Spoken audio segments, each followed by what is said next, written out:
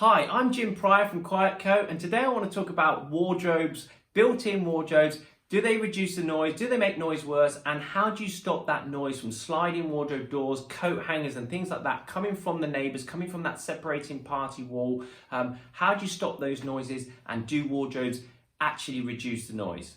So a big noise problem that we get, first of all, is I hear the neighbours sliding wardrobe doors, I hear their wardrobe doors banging, I hear coat hangers going into the wall, and maybe you want an early night and your neighbours are going to bed a bit later, and you're hearing every time that they go to bed, you're hearing the same wardrobe doors open, bang, close, sliding, and coat hangers going in.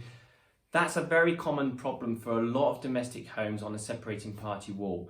Now, the most common mistake is you're thinking that you're going to put something on that direct noise path to barrier that noise directly. That's not the case. If you've got sliding wardrobe doors, that's a structural borne noise that's coming through the structure. So a lot of the noise is coming through the joist. So that'd be coming through your bedroom floor joist. So the way to do that is you have to install soundproofing products into the floor. And you need to isolate your floor from the structure. So the vibration of those sliding wardrobe doors and doors banging doesn't vibrate up through the bed and wake you up.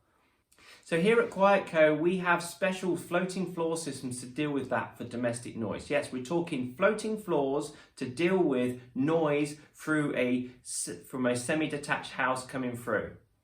So I'm saying the noise from that sliding wardrobe doors is coming through the floor and vibrating up through the bed, for example. So I hope that little video helps. I'm Jim Pryor from Quietco. Check out our website for more information.